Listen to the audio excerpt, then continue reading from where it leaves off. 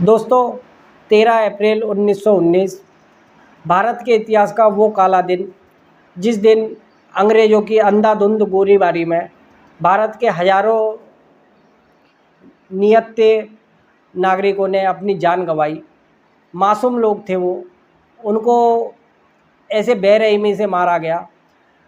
आज उसी घटना को मैं आपको विस्तार से बताऊंगा। अगर चैनल पे नए आए हो दोस्तों, तो वीडियो को लाइक करना और चैनल को सब्सक्राइब ज़रूर करना।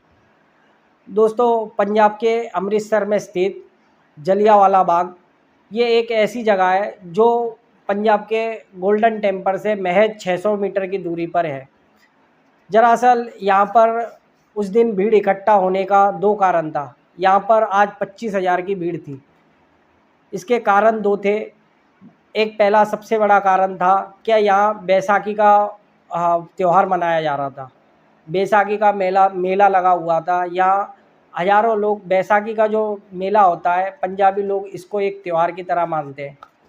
तो आज बैसाखी का त्यौहार था और दूसरी ओर आज यहाँ पर एक सभा होने वाली थी। दरअसल ये सभा इसलिए बुलाई गई थी क्योंकि अंग्रेज़ों ने जो भारत के ऊपर जो रोलेक्ट एक्ट लगाया था, जो ऐसा काला कायदा था जिसके तहत अगर कोई भारतीय समुदाय का, मतलब भारतीय नागरिक अगर कोई विद्रोह या कोई प्रदर्शन करेगा अंग्रेज़ों के खिलाफ, तो उसको सीधा उठा के जेल डाल दिया जाएगा, न कि कोर्ट और वकील तक तो कोई मामला था ही नहीं। तो इसीलिए आज यहाँ पर इसमें एक सभा होने वाली थी। 25,000 की भीड़ थी। लोग अपने खुशहाली से अपना त्यौहार मना रहे थे। अचानक से शाम के 5:30 बजे अचानक से ब्रिटिश सेना का अधिकारी जनरल डायर अपने 90 सैनिकों के साथ इसके गेट पर आता है। इसमें महज 2 गेट थे, एक पूरी तरीके से बंद कर दिया गया था और एक तरफ सेना ने अपने सारे सैनिकों को वहाँ पर तैनात कर दिया और किसी से कोई बिगैर बातचीत करे हुए सीधा गोलीबारी का आदेश दे दिया गया और फायरिंग चालू हो गई। तकरीबन 10 मिनट तक ये फायरिंग चली। अब आप सोचो, 25,000 लोग इधर उधर, अफरा तफरी मच गई। लोग कहीं कोई दीवार पे चढ़ने लगा, कोई इधर भाग रहा है, कोई उधर भाग रहा है। कुछ लोग पैरों तले कुचल गए, बूढ़े बुजुर्ग, हर तरीके का आज इसमें हत्या होती गई। 10 मिनट तक गोलीबारी चलती गई। जो ये अपने साथ जो बंदूकें लाए थे, उसमें एक बार में 10 राउंड फायर कर सकती थी, ऐसी राइफल थी वो। तो एक सर्वे में बताया जाता है कि 1600 राउंड उस दिन फायर हुए थे। इस मैदान के एक बीचों बीच एक कुआं होता है, हजारों लोग उसी कुएं में कूद गए गोलीबारी से बचने के लिए। कईयों लाशों के ढेर बिछ गए उस जगह पर। आखिर कैसे हुआ यह हत्या? इसके बाद सारे देश में, पूरा भारत देश पूरा एक हो गया।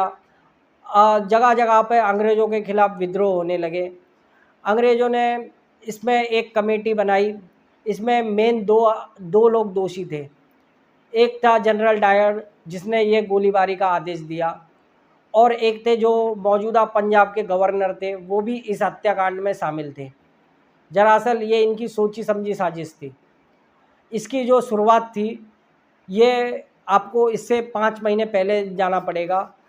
5 महीने पहले ही प्रथम विश्व युद्ध रुका था, जिसको आप जानते ही हो, ब्रिटेन वगैरह ये सारे देश जीते थे। दरअसल इस प्रथम विश्व युद्ध के समय हमारे भारत के 15 लाख नागरिकों ने, 15 लाख सैनिक ब्रिटेन की तरफ से इस युद्ध को लड़ने गए थे।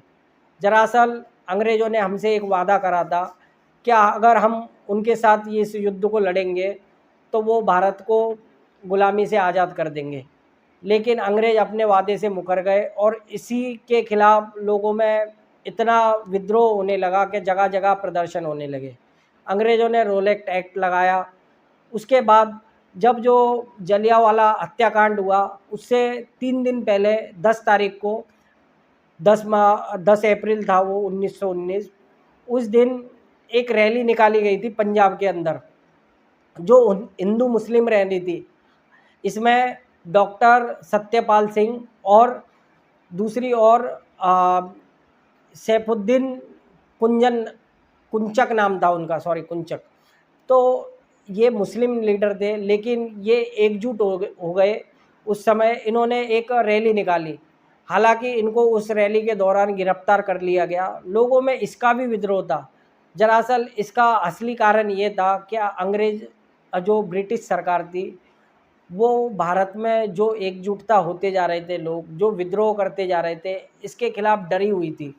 दरअसल ये विद्रोह अंग्रेज़ों को अपनी सत्ता गंवाने का डर था, और जो जनरल डायर था उसने ये डिसाइड कर लिया क्या इन्हें सबक सिखाने के लिए ऐसा कोई, ये सोची समझी साजिश थी जो जलियांवाला के हत्याकांड के दिन हुई।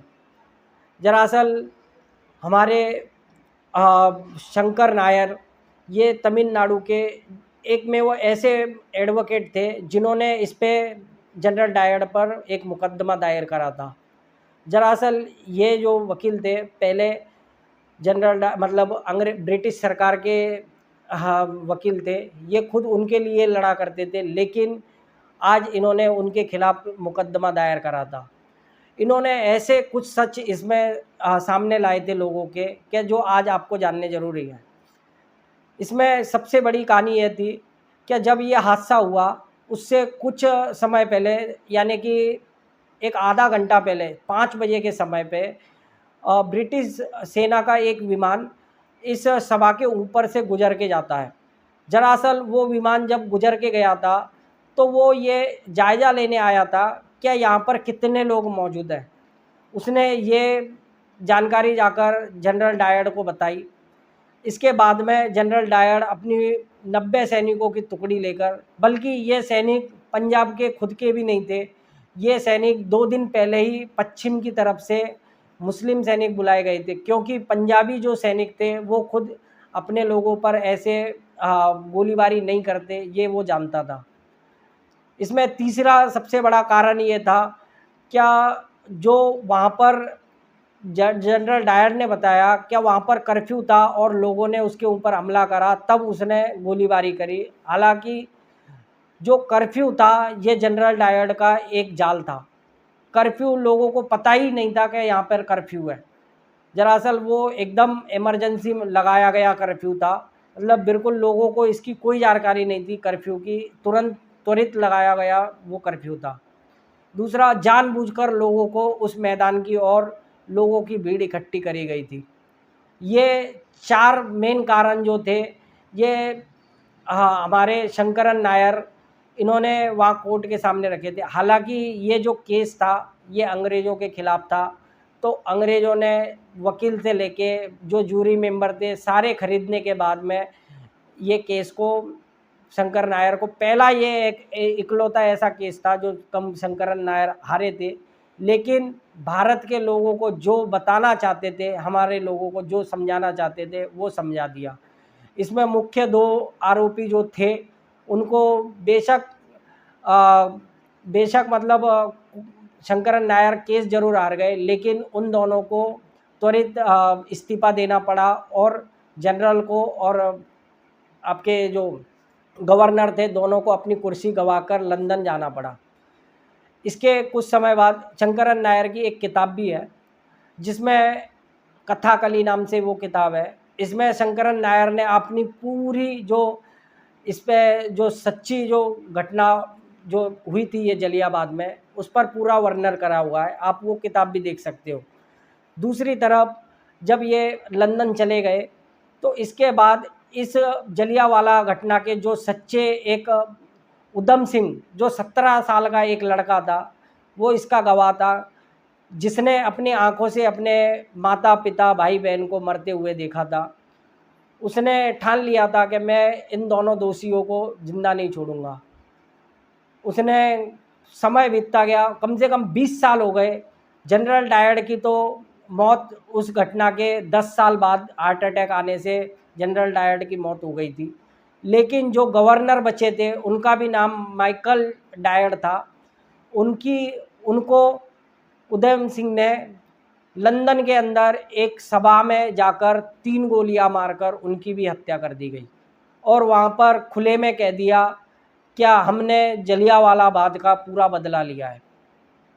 दोस्तों, सल्यूट करता हूँ मैं उधम सिंह जैसे बहादुर ऐसे क्रांतिकारी वीर को, क्या जिसने लंदन तक जाकर उस व्यक्ति को ढूंढ के खोज के निकाला और उसको 3 छाती में गोलियां मारने के बाद उसने कहा, दोस्तों एक शब्द और कहा था उसने, मैं आपको क्या बताऊं, क्योंकि अंग्रेज सब जानते थे कि इसमें दोषी हम ही हैं, हमारे जनरल ने जो गलती करी, हमारे जो गवर्नर की गलती थी उसके कारण ये हुआ है। लेकिन अंग्रेज़ों ने आज भी 106 साल इस घटना को बीत गए, फिर भी अंग्रेज़ों ने एक शब्द नहीं कहा है मुँह से, क्या, सॉरी। तो हमारे उधम सिंह ने वहाँ पर जो उसको गोली मारी उसके बाद में एक शब्द कहा था, फक यू। आप तो समझ ही जाओगे। तो दोस्तों सैल्यूट है भाइयों। और आज आपको ये वीडियो बनाने का यही सबसे बड़ा उद्देश्य था भाइयों। इस घटना का दोनों लोगों ने, जो शंकरन नायर थे और उधम सिंह, इन दोनों ने इस घटना का जो प्रतिशोध लिया, जो अंग्रेज़ों को एक्सपोज किया, यही कारण था दोस्तों, क्या हमें आज़ादी के लिए देश में कुछ एक अलग दौड़ चालू हो गई थी। हालांकि उधम सिंह को 1940 में फांसी पे लटका दिया गया था, उनकी मौत हो गई थी, लेकिन दोस्तों ये वीर लोग थे जिन्होंने हमारी आज़ादी के लिए, आज की हमारी आज़ादी के लिए अपने बलिदान दिए थे। इन्होंने अपने जो परिजन मारे गए थे, जो निर्दोष मारे गए थे, उसकी हत्या का जो बदला लिया था, सैल्यूट है। मैं फिर से कह रहा हूँ भाइयों, सैल्यूट है। दोस्तों हम लोग नहीं कर सकते इतना, लेकिन हम ये कर सकते हैं कि हम दिल से आप ऐसी चीज़ों को सुना करो, समझा करो कि हमारा क्या इतिहास रहा है। आज दोस्तों ये वीडियो यहीं तक थी। मुझे शायद मैं कहीं चूक गया होऊंगा बोलते में, कुछ थोड़ी बहुत इधर उधर की बातें भी कर दी होंगी, लेकिन दोस्तों कुछ घटना ऐसी ही थी। और आपको वीडियो अच्छी लगे, हाथ जोड़ के विनती है दोस्तों, क्या उन लोगों के लिए अपने दिल से बुरा लगता है कि जो निर्दोष लोग वहाँ पर मारे गए, बच्चे थे, बूढ़े थे, कितने क्या लोग अपना त्यौहार मना रहे थे, 2 पल की खुशी मौत मातम में बदल गई। तो बस दोस्तों यही था आज के वीडियो में। लाइक करना वीडियो को और चैनल को सब्सक्राइब ज़रूर कर लेना। जय हिंद भाइयों।